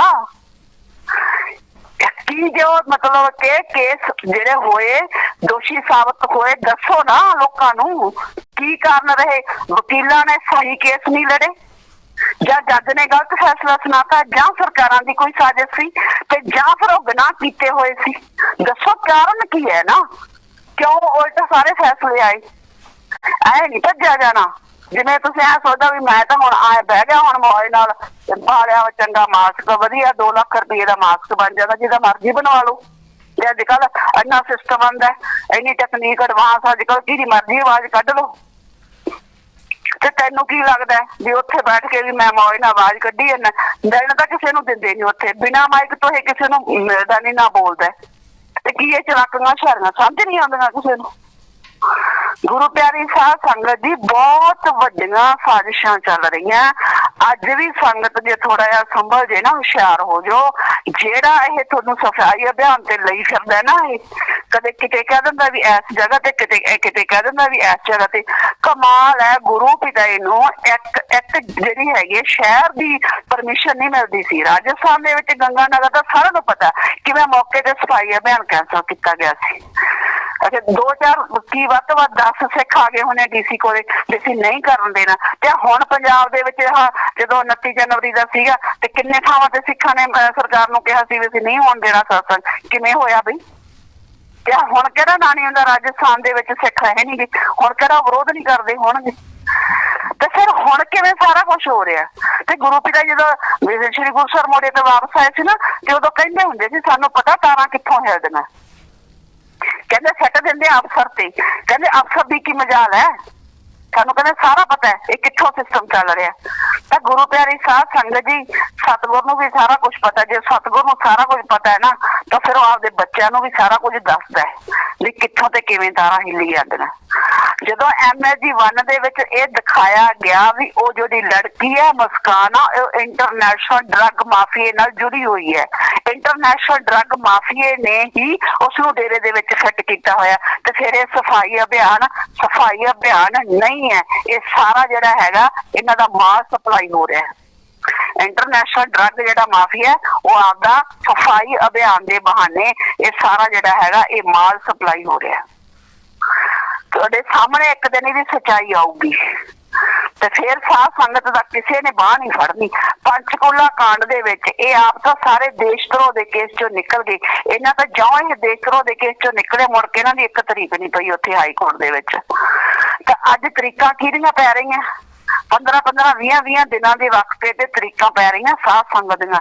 4000 ਸੰਗਤ ਤੇ ਪੰਚਕੂਲੇ ਦਾ ਜਿਹੜਾ ਹੈਗਾ ਪਰਚਾ ਦਰਜ ਹੈ। ਤੇ ਫਿਰ ਦੱਸੇ ਨਾ ਹੁਣ ਯੂਪੀ ਵਾਲਾ, ਪੁੱਛੇ ਸਰਕਾਰਾਂ ਤੋਂ ਵੀ ਭਾਈ ਕਿਉਂ ਮੇਰੇ ਇੰਨੇ ਬੱਚਿਆਂ ਦੇ ਪਰਚਾ ਦਰਜ ਕੀਤਾ, ਉਹਨਾਂ ਦਾ ਕਸੂਰ ਕੀ ਸੀ? ਗੁਰੂ ਪਿਆਰੀ ਸਾਧ ਸੰਗਤ ਜੀ, ਸਾਨੂੰ ਇਹਨਾਂ ਸਾਜ਼ਿਸ਼ਾਂ ਨੂੰ ਸਮਝਣਾ ਪਊਗਾ। ਪੰਜਾਬ ਦੇ ਵਿੱਚ ਖਾਸ ਕਰਕੇ ਜਿਹੜਾ ਹੈਗਾ ਪੰਜਾਬ ਨੂੰ ਹੀ ਦੁਬਾਰਾ ਇਹ ਅੱਗ ਦੇ ਵਿੱਚ ਝੋਕਣ ਦੀ ਤਿਆਰੀ ਹੈ, ਕਿਉਂਕਿ ਆਪਾਂ ਨੂੰ ਪਤਾ ਹੈ ਬਿਲਕੁਲ ਕਲੀਅਰ ਕੱਟ ਹੈ ਪਰਮ ਪਿਤਾਈ ਦੇ ਵਚਨ ਬਿਲਕੁਲ ਸਹੀ ਸੀ। ਇਹ ਕੋਈ ਇਹ ਨਹੀਂ ਜਿਹੜੇ ਸਾਮੰਤੀ ਵਾਲੇ ਬਾਈਆਂ ਨੇ ਸੁਣਿਆ, ਉਹਨਾਂ ਨੇ ਖੁਦ ਸਾਨੂੰ ਇਹ ਦੱਸੇ ਹੋਏ ਆ ਕਿ ਪਰਮ ਪਿਤਾਈ ਦੇ ਵਚਨ ਹੈ ਇਹ ਕਿ ਜਿੱਦੇ ਡੇਰੇ ਦਾ ਨੁਕਸਾਨ ਕੀਤਾ ਉਸ ਦਿਨ RSS ਹੀ ਡੇਰੇ ਦਾ ਨੁਕਸਾਨ ਕਰੂਗੀ। ਜਦੋਂ ਪੁੱਛਿਆ ਗਿਆ ਸੀ ਪਰਮ ਪਿਤਾਈ ਤੋਂ ਵੀ ਕਿਉਂ ਉਹ ਕਰੂਗੀ, ਤਾਂ ਉਦੋਂ ਗੁਰੂ ਪਿਤਾਈ ਨੇ ਵਚਨ ਕੀਤੇ ਸੀ, ਕਹਿੰਦੇ ਭਾਈ ਉਹਨਾਂ ਦੀ ਸਿਧਾਂਤ ਤੇ ਸਾਡੇ ਸਿਧਾਂਤ ਦੇ ਵਿੱਚ ਜ਼ਮੀਨ ਅਸਮਾਨ ਦਾ ਫਰਕ ਹੈ। ਉਹਨਾਂ ਦੇ ਜਿਹੜੇ ਸਿਧਾਂਤ ਹੈ ਉਹ ਤੋੜਨ ਦੇ ਸਿਧਾਂਤ ਹੈ ਤੇ ਸਾਡੇ ਸਿਧਾਂਤ ਹੈ ਜੋੜਨ ਦੇ ਸਿਧਾਂਤ ਹੈ। ਜਦੋਂ ਗੁਰੂ ਪਿਤਾ ਜੀ ਨੇ ਮਤਲਬ ਸਾਰੇ ਜਿਹੜੇ ਧਰਮ ਜਾਤਾਂ ਇਕੱਠੀਆਂ ਕਰਕੇ ਇੰਸਾ ਬਣਾਤਾ, ਮਾਨਸ ਕੀ ਜਾਤ ਸਭੇ ਏਕੋ ਪਹਿਚਾਨ वो ਇਹ कहता ਤਾਂ ਇੰਸਾ ਬਣਾਤਾ ਤੇ ਇੰਸਾ ਨਾਮ ਲਾਤਾ। ਉਦੋਂ ਫਿਰ ਇਹਨਾਂ ਲੋਕਾਂ ਨੂੰ ਬਹੁਤ ਦਰਦ ਹੋਇਆ ਜਿਨ੍ਹਾਂ ਨੇ ਜਾਤਾਂ ਪਾਤਾਂ ਦੇ ਨਾਂ ਤੇ ਧਰਮਾਂ ਦੇ ਨਾਂ ਤੇ ਜਿਹੜਾ ਹੈਗਾ ਵੋਟਾਂ ਲੈਣੀਆਂ ਤੇ ਰਾਜ ਭਾਗ ਲੈਣਾ। ਤੇ ਉਸ ਤੋਂ ਬਾਅਦ ਜਿਹੜੀ ਗੁਰੂ ਪਿਤਾਈ ਤੇ ਜਿਹੜੇ ਕੇਸ ਕਿਵੇਂ ਪਵਾਏ ਗਏ, ਕਿਵੇਂ ਸਾਰੀ ਕਾਰਵਾਈਆਂ ਤੇਜ਼ ਕੀਤੀਆਂ ਗਈਆਂ। ਤਾਂ ਗੁਰੂ ਪਿਆਰੀ ਸਾਧ ਸੰਗਤ ਜੀ, ਬਹੁਤ ਵੱਡੀਆਂ ਸਾਜ਼ਿਸ਼ਾਂ। ਅੱਜ ਤੁਸੀਂ ਇਹ ਨਾ ਸਮਝੋ ਵੀ ਹਾਂ ਸਰਕਾਰ ਤੁਹਾਡੇ ਹੱਕ ਚ ਹੋਗੀ ਜਾਂ ਮਤਲਬ ਕਿ ਗੁਰੂ ਪਿਤਾਈ ਨੂੰ ਬਾਹਰ ਛੱਡਤਾ। ਜਿਸ ਗੁਰੂ ਪਿਤਾਈ ਦੀ 5 ਸਾਲ ਸਾਨੂੰ ਆਵਾਜ਼ ਨਹੀਂ ਸੁਣਾਈ, ਤੁਸੀਂ ਕਲਪਨਾ ਵੀ ਕਿਵੇਂ ਕਰ ਸਕਦੇ ਆ ਵੀ ਉਹ ਸਰਕਾਰ ਇੰਨੀ ਦਇਆਵਾਨ ਹੋ ਜੂ।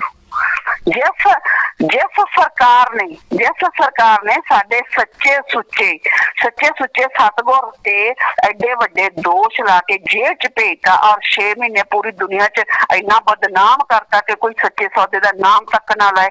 ਤਾਂ ਉਸ ਸਰਕਾਰ ਦੇ ਤੁਸੀਂ ਵਿਸ਼ਵਾਸ ਕਿਵੇਂ ਕਰ ਰਹੇ ਹੋ?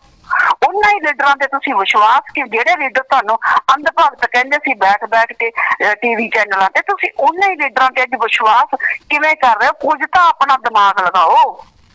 ਇਹ ਬਹੁਤ ਵੱਡੀਆਂ ਜਿਹੜੀਆਂ ਸਾਜ਼ਿਸ਼ਾਂ, ਇਹ ਤੁਸੀਂ ਜਿਹੜਾ ਇਹਨੇ RSS ਨੇ ਸੁਪਨਾ ਲਿਆ ਹੋਇਆ ਹਿੰਦੂ ਰਾਸ਼ਟਰ ਬਣਾਉਣ ਦਾ, ਜਿਹੜੇ ਵੀ ਲੋਕ ਇਹਦੇ ਮਤਲਬ ਕਿ ਰਾਹ ਦੇ ਵਿੱਚ ਰੋੜਾ ਬਣੇ, ਉਹ ਸਾਰੇ ਮਿਸ਼ਨ ਖਤਮ ਹੋਏ ਆ। ਕੱਲਾ ਆਪਣਾ ਨਹੀਂ, ਬਹੁਤ ਸਾਰੇ ਮਿਸ਼ਨ ਹੋਰ ਵੀ ਖਤਮ ਕਰੇ ਆ। ਇਸੇ ਕਰਕੇ ਹੀ ਖਤਮ ਕਰੇ ਆ ਕਿ ਅਸੀਂ ਕੱਲਾ ਜਿਹੜਾ ਸਿਰਫ ਹਿੰਦੂ ਨੂੰ ਹੀ ਰਹਿਣ ਦੇਣਾ। ਇਸੇ ਕਰਕੇ ਹੀ ਜਿਹੜਾ ਹੁਣ ਟਾਰਗੇਟ ਸਿੱਖ ਵੀ ਬਣੇ ਹੋਏ ਆ।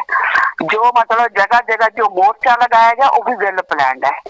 ਉਧਰੋਂ ਅਮਰਪਾਲ ਦਾ ਜੂਨ ਦੇ ਵਿੱਚ ਇਧਰ ਨਕਲੀ ਦਾ ਆਉਣਾ, ਉਹਦੀ ਜਿਹੜੀ ਰਿਹਰਸਲ ਸੀ ਪਹਿਲਾਂ ਫਰਵਰੀ ਦੇ ਵਿੱਚ ਕਰਵਾ ਦਿੱਤੀ ਗਈ ਸੀ। ਉਸ ਤੋਂ ਬਾਅਦ ਜਿਹੜਾ ਹੈਗਾ ਹੁਣ ਮੋਰਚਾ ਉਧਰ ਜਦੋਂ ਹੁਣ ਪਤਾ ਲੱਗ ਗਿਆ ਵੀ ਇੱਧਰ ਜਿਹੜਾ ਹੈਗਾ ਜ਼ਿਆਦਾ ਤੇਜ਼ ਕੰਮ ਹੋ ਰਿਹਾ, ਇੱਧਰੋਂ ਇਹਦੀਆਂ ਗਤੀਵਿਧੀਆਂ ਵੀ ਤੇਜ਼ ਕਰਵਾ ਦਿੱਤੀਆਂ ਗਈਆਂ, ਉਧਰੋਂ ਮੋਰਚਾ ਬਿਠਾ ਦਿੱਤਾ ਗਿਆ। ਇਹ ਸਾਰੇ ਦਾ ਸਾਰਾ ਜਿਹੜਾ ਕੋਈ ਆਮ ਘਟਨਾਵਾਂ ਨਹੀਂ ਹੈ, ਸਾਰੀਆਂ ਬਹੁਤ ਵੱਡੀਆਂ ਸਾਜ਼ਿਸ਼ਾਂ ਦੇ ਅਧੀਨ ਸਾਰਾ ਕੁਝ ਹੋ ਰਿਹਾ। ਪਰ ਸਾਨੂੰ ਸਮਝਣ ਦੀ ਲੋੜ ਹੈ। ਤੇ ਕਹਿੰਦੇ ਹੁੰਦੇ ਨਾ, ਵੈਸੇ ਇੱਕ ਗੱਲ ਤਾਂ ਜ਼ਰੂਰ ਹੈ, ਕਹਿੰਦੇ ਜਦੋਂ ਅੱਤ ਦਾ ਤੇ ਖੁਦਾ ਦਾ ਵੈਰ ਹੁੰਦਾ, ਜਦੋਂ ਕਿਸੇ ਚੀਜ਼ ਦੀ ਅੱਤ ਹੋ ਜਾਂਦੀ ਹੈ ਨਾ, ਉਹਦਾ ਅੰਤ ਲਾਜ਼ਮੀ ਹੁੰਦਾ। ਅੰਤ ਤਾਂ ਜਿਹੜਾ ਹੈਗਾ ਹੋਣਾ ਹੀ ਹੋਣਾ, ਬੁਰਾਈ ਦਾ ਅੰਤ ਹੋਣਾ ਹੀ ਹੋਣਾ। ਇਹ ਵੀ ਯਕੀਨ ਰੱਖੋ, ਇਹ ਵੀ ਵਿਸ਼ਵਾਸ ਰੱਖੋ। ਤੁਸੀਂ ਇਹ ਦੇਖ ਲਓ ਵੀ 2023 ਦੇ ਸ਼ੁਰੂ ਦੇ ਵਿੱਚ ਹੀ ਗੁਰੂ ਪਿਤਾਈ ਨੇ ਜਿਹੜਾ ਇਹ ਬੁਰਾਈ ਦੇ ਜਿਹੜੇ ਨੁਮਾਇੰਦੇ ਸੀ, ਜਿਹੜਾ ਰਾਜਾ ਆਪਣੇ ਆਪ ਨੂੰ ਇਹ ਕਹਿੰਦਾ ਸੀ ਕਿ ਮੈਂ ਤਾਂ ਵਿਸ਼ਵ ਗੁਰੂ ਬਣਨ ਵਾਲਾ ਹੈ, ਜਿਹੜਾ ਆਪਣੇ ਆਪ ਨੂੰ ਜਿਹੜਾ ਮੋਦੀ ਕਹਿੰਦਾ ਸੀ ਨਾ ਮੈਂ ਤਾਂ ਬਹੁਤ ਜਲਦੀ ਵਿਸ਼ਵ ਗੁਰੂ ਬਣਨ वाला अपने आप नूं सारे इन्हें जिन्ने भी मिशन सी खत्म करके संतां नूं अंदर करके अपने आप नूं विश्व गुरु बनाउणा चाहुंदा सी। ते अज इहदा सब तो वड्डा साथी जिहदी इहनूं सब तो वड्डी सपोर्ट सी, जिहदियां सपोर्ट दे उत्ते बैठा सी जां जिहदी सपोर्ट दे उत्ते खड़ा है, ते अज उही सपोर्ट सारी दुनिया दे सामने आपां नूं पता किवें डिग रही है, किवें डिग रही है। जेहड़ियां खरोड़ियां दे सहारे चल रहा है जां जेहड़ियां खरोड़ियां इहने सहारे वास्ते लईआं होईआं, आपां नूं पता भी किवें अज ओह डिग रही है ते किवें धड़ा धड़ जिहड़ा हैगा सारी दुनिया देख रही है। तां गुरु पिता जी दे ना इह वचन जिहड़े पूरे होणगे। गुरु पिता जी ने एक बारी वचन करे सी, कहंदे करन नूं तां असीं एकदम कर दईए सब कुछ। ये मैं खुद वचन सुने हुए है गुरु पिता जी दे, कहंदे करन नूं तां असीं एकदम कर दईए सारा कुछ, पर कहंदे किसी दे हजम नहीं आउणा। इसे करके कहंदे असीं सारा कुछ हौली हौली कर रहे हैं ते गुरु पिता जी तां हजम करा रहे हैं। अज मैं अडानी डिग्या ना धड़ा धड़, ते देखो फिर इसे तरह किवें पिता जी दे वचन होए वे है। कहंदे जेहड़े आ साइकलां तो जहाजां ते हो गए ना, ते फिर सतगुर एक दिन जिहड़ा दे सकदा ओह वापस भी लै सकदा। जहाजां तो साइकलां ते आउंदिआं नूं देर नहीं लगूगी। एक बारी नहीं पता नहीं किन्ने बारी वचन होए है गुरु पिता जी दे। ते इह जिहड़ा अज मलाई कोफ्ते खांदे ना, हुण गरमेल 45 मैंबर लोकां नूं कहदा फिरदा इत्थे नाम चक्कर दे विच बठिंडे दे विच असीं 45 मैंबरां ने पिता जी अगे अर्ज करी है भी पिता जी संगत मॉडर्न हो गई, इसे करके ना संगत नूं मलाई कोफ्ता जां मटर पनीर भी लंगर दे विच इहो जिहा कुछ रखिया करो। हद हो गई शर्म दी, बिल्कुल इन्हां नूं कोई है ही नहीं, सारियां हद्दां पार कर गए बेशर्मी दियां। जेड़ा गरमेल 45 मैंबर बठिंडे दे विच 2007 दे विच भी पिछे रहा ते 2017 दे विच जिहने ये लिख के देता कि मैं डेरा सच्चा सौदा दा प्रेमी नहीं आ, ते 1 साल पूरा गायब रहा, ते अज ओ लोकां नूं उत्थे दसदा फिरदा वे कि संगत मॉडर्न हो गई। कमाल है। 2017 तक संगत मॉडर्न नहीं हुई सी ते 5 साल च सरकार तो कुट खा खा के संगत मॉडर्न हो गई, गोलियां खा खा के संगत मॉडर्न हो गई कि संगत हुण मलाई कोफ्ता ते जिहड़ा शाही पनीर भालदी है। गुरु प्यारी साध संगत जी इन्हां ने तां बेशर्मी दीयां सारियां हद्दां पार करतियां। पर कहंदे हुंदे आ ना ओहदी जिहड़ी बेआवाज लाठी जदों चलदी है तां फिर उदों ढूई इहो जी टुटदी है, बंदे तो उठिया नहीं जांदा। तां इन्हां दी ढूई भी इहो जी टुटनी है। तुसीं विश्वास रखो, विश्वास रखो। देखो 2023 दे विच गुरु पिता जी इन्हां दा एक पासा कर देणगे। ये जिहड़ी बुराई है हर हालत दे विच खत्म होनी है। सच दा डंका तां वजना ही वजना। कलयुग नूं खत्म करना, कलयुग मतलब बुराई दा युग, कलयुग नूं खत्म करना ही साडे सतगुर दा असल मिशन है। ते ये बुराई जदों खत्म होगी ना तो सारी दुनिया फिर देखूगी। ते इन्हां दा भी आई धड़ा धड़ ये डिगदे भी तुहानूं दिखावांगे किवें जिहड़ा अज इन्ना हंकार भालिया होया ना डेरे दी मैनेजमेंट ने 45 मैंबरां ने ते दूसरे दी रूड़ी ने ते इहने यूपी वाले ने। इन्हां नूं ऐ लगदा भी साडा तां राज भाग आई रहू सारी उमर। 10 दिन पहला अडानी नूं भी याद चेते नहीं सी, ओनूं आया सीगा भी तीजे नंबर ते सी। 10 दिन पहला ते ओनूं आया सीगा बहुत जल्दी भी पहले नंबर ते हो जाऊंगा, ते अज वो 22वें नंबर ते हो गया सिर्फ 10 दिनां दे विच। तां गुरु प्यारी साध संगत जी ओनूं तां शायद हो सकदा किसी दे वचन ना ही होए होण, किसी पुराने समय च होए होण तां वखरी गल आ, पर साडी मैनेजमेंट नूं साडे जिम्मेवारां नूं इन्हां नूं तां सारिआं नूं वचन असीं खुद सुणिआ गुरु पिता जी दे। जेड़ा दे सकदा चुटकी मारीए पिता जी ने वापस भी लै सकदा। ये तो सारे जिथों पिता जी कहंदे सी उठे उत्थे आउंगे। ते फिर पिता जी ने कहा सी मारिओ, कहंदे पहाड़ां दे विच टक्कर। इत्थों तक गुरु पिता जी दे वचन है जेड़ा डेरा सच्चा सौदा दे पैसे खाण दी सोचदा भी है, जेड़े खा गए उन्हां दा तां पता नहीं की हाल होना। जेड़ा डेरा सच्चा सौदा दे पैसे खाण दे सोचदा भी है ना, गुरु पिता जी दे वचन है कहंदे मंगते हो जाओगे ते गलियां दे विच ताड़ियां मारदे फिरोगे। इत्थे देख लो ये वचन गुरु पिता जी दे पूरे होणगे। अज जेड़े यूपी दे विच सारे प्रधान बने होए ना, तुसीं देख दिओ आ 45 मैंबर जेड़े अज मलाई कोफ्ते खांदे फिरदे सारे, ये ना मंगते होए ते ना ताड़ियां मारियां इन्हां ने। गुरु पिता जी दा एक एक वचन पूरा आऊ ते फिर उदों अपने अर्गां नूं ही तरस आऊगा। तरस आ गए अपने अर्गे ही इन्हां नूं रोटी खवाया करनगे भी चल बैठे कौले नाल भुखे लगे ते इन्हां नूं रोटी खवा देगी। इहो जे हालात इन्हां दे बनणगे। ਅੱਜ ਜਦੋਂ ਮਾਇਆ ਆਉਂਦੀ ਹੈ ਨਾ ਉਦੋਂ ਬਹੁਤ ਚੰਗੀ ਲੱਗਦੀ ਹੈ, ਪਰ ਜਦੋਂ ਜਾਂਦੀ ਹੈ ਨਾ ਬੰਦੇ ਨੂੰ ਪਾਗਲ ਬਣਾ ਕੇ ਜਾਂਦੀ ਹੈ। ਜਦੋਂ ਇਹਨਾਂ ਕੋਲੋਂ ਮਾਇਆ ਜਾਊਗੀ ਨਾ ਤੁਸੀਂ ਇਹ ਪਾਗਲ ਬੰਦੇ ਦੇਖਿਓ। ਤੇ ਬਚਨ ਆ ਗੁਰੂ ਪਿਤਾ ਜੀ ਦੇ ਇਹ ਵੀ ਕਹਿੰਦੇ ਮਾਰਿਓ ਮਾਰਿਓ, ਫਿਰ ਕਹਿੰਦੇ ਪਹਾੜਾਂ ਨਾਲ ਟੱਕਰਾਂ ਜਾ ਕੇ। ਇਹ ਸਤਿਗੁਰ ਨੂੰ ਤੁਸੀਂ ਮਜ਼ਾਕ ਬਣਾ ਕੇ ਰੱਖਤਾ। ਪਹਿਲਾਂ ਤਾਂ ਜਿਹੜਾ 2017 ਤੱਕ ਤਾਂ ਗੁਰੂ ਪਿਤਾ ਦਾ ਤੁਸੀਂ ਮਜ਼ਾਕ ਬਣਾਇਆ ਆ ਨਮੂਨਾ ਲਿਆ ਕੇ ਨਾ ਯੂਪੀ ਚ ਬਿਠਾਤਾ। ਸਾਰੀ ਦੁਨੀਆ ਦੇ ਵਿੱਚ ਤੁਸੀਂ ਜਲੂਸ ਕੱਢੀ ਜਾਂਦੇ ਸਤਿਗੁਰ ਦਾ। ਕਿੰਨੇ ਕੁ ਤੁਸੀਂ ਗੁਰੂ ਪਿਤਾ ਜੀ ਦੀ ਪੱਗ ਨੂੰ ਨੀਵਾਂ ਕਰੋਗੇ, ਕਿੰਨਾ ਕੁ ਤੁਸੀਂ ਹੋਰ ਮਿੱਟੀ ਚ ਰੋਲੋਗੇ ਸਤਿਗੁਰ ਦੀ ਪੱਗ ਨੂੰ। ਕਿਹੜੀ ਗੱਲ ਦੀ ਵਡਿਆਈ ਹੈ ਇਹ ਦੱਸਿਓ। ਜੇ ਤੁਸੀਂ ਇੰਨੇ ਹੀ ਅਣਖਾਂ ਵਾਲੇ 45 ਮੈਂਬਰ, ਤੁਹਾਨੂੰ ਸ਼ਰਮ ਨਹੀਂ ਆਉਂਦੀ? ਮਲਾਈ ਕੋਫਤੇ ਖਾਣ ਨੂੰ ਤਾਂ ਤੁਸੀਂ ਕਹਿੰਦਾ ਸੰਗਤ ਮਾਡਰਨ ਹੋ ਗਈ, ਤੁਸੀਂ ਇਹ ਕਿਉਂ ਨਹੀਂ ਕਹਿੰਦੇ ਵੀ ਭਾਈ ਸੰਗਤ ਸਾਨੂੰ ਇਹ ਕਹਿੰਦੀ ਹੈ ਜਿਹੜੇ ਗੁਰੂ ਪਿਤਾ ਜੀ ਤੇ ਲੱਗੇ ਹੋਏ ਕਲੰਕ ਪਹਿਲਾਂ ਉਹ ਲਾਓ। ਇਹ ਕਿਉਂ ਨਹੀਂ ਕਹਿੰਦੇ ਤੁਸੀਂ ਆਪਦੇ ਮਤਲਬ ਕਿਉਂ ਨੂੰ ਜੁੱਪੀ ਵਾਲੇ ਨੂੰ ਜਿਹੜੇ ਤੇਰੇ ਸਿਰ ਤੇ ਕਲੰਕ ਲੱਗੇ ਪਹਿਲਾਂ ਉਹ ਲਾ, ਅਸੀਂ ਸਮਾਜ ਦੇ ਵਿੱਚ ਨਹੀਂ ਜਾ ਸਕਦੇ। ਉਹ ਤਾਂ ਤੁਸੀਂ ਕਹਿੰਦੇ ਨਹੀਂ ਕਿਉਂ? ਉਹ ਤਾਂ ਤੁਸੀਂ ਪੱਕੇ ਤੌਰ ਤੇ ਅਸਲੀ ਗੁਰੂ ਪਿਤਾ ਜੀ ਦੇ ਸਿਰ ਤੇ ਰੱਖਣੇ ਆ ਨਾ।